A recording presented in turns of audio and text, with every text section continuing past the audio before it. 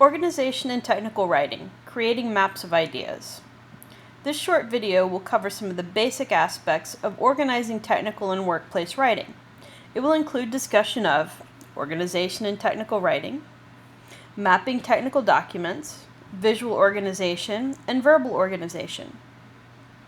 As you've probably already learned in your experience writing academically, organization is one of the key concepts to understand in order to create a successful writing project. This same concept is also essential to creating a successful technical or workplace writing project. Some of the strategies and techniques you might have learned in your composition courses also apply to technical writing projects. Outlining and using transition language to give readers organizational clues, for example, are two techniques that also help readers piece together ideas in technical writing. Just like planning is essential to academic writing, it is also essential to technical writing. An important difference, though, is that technical writing can sometimes rely more on visual components to help readers understand how a document is organized. A first technique for any technical writing project is to make an outline or map of the information the document is to contain. It is helpful to look at examples of the type of document or project you are trying to create and to analyze the way they are structured. This report's table of contents, for example, shows the way the report is organized into chapters and the way each chapter is subsequently organized. By studying it, the reader can get an idea of what kind of information the report contains. Similarly, someone who is designing a website for informational purposes might create an outline or map of sites they wish to imitate. Take a look at this handout. Without reading the text, can you see a pattern of organization in the way the information is laid out?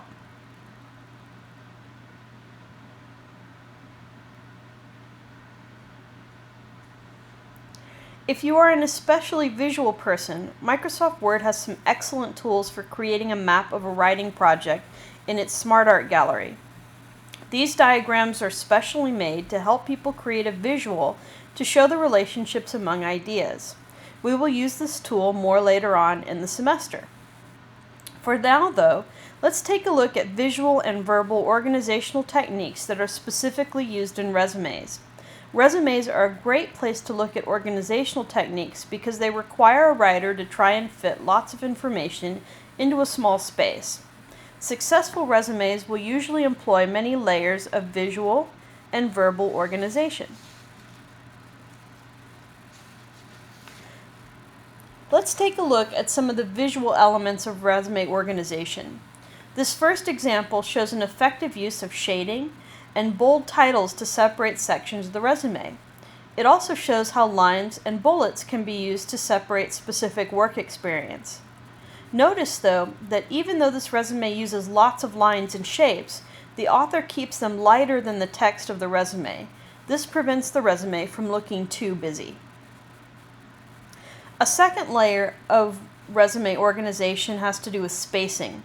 Notice the way this author has used indentations to separate the names of places where he's worked from his list of responsibilities. The author has also separated dates by spacing them to the far right of the resume. The author's spacing makes good use of the horizontal space on the page. A final layer of visual organization has to do with fonts and punctuation marks. Notice the way this author has used bold fonts and parentheses to separate job titles and dates.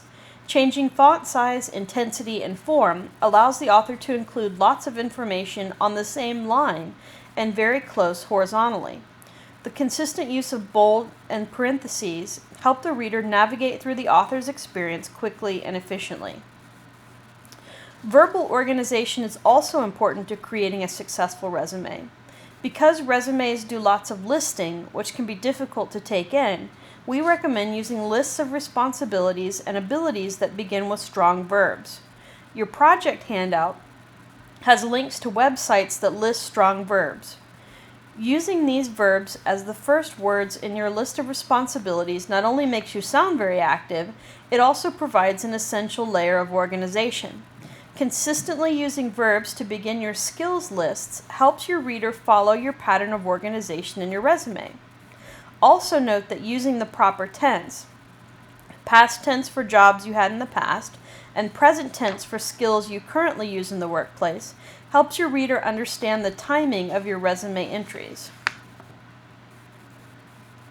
Because resumes afford you little space to try and tell as much about yourself as you can, you should also edit lists to help you avoid repeating words when possible. In this example, the author decided to use a lead-in line for her list so she could avoid repeating the word member. She could have also used a heading that said memberships in order to avoid the repetition as well. Finally, an organized resume is one in which lists are parallel. This means that when some of the items start with verbs, all items in the same list should. When lists are not parallel, they can probably be separated. Look at the list on the left. It's a jumble of verbs and software names. On the right, those items have been separated into two lists. Those items have also been made more concrete with the addition of specific skills. It is important to use the little space you have in your resume to say as many specific things you have done as possible. Avoid vague or abstract statements like the one on the left in favor of the more specific accomplishments on the right.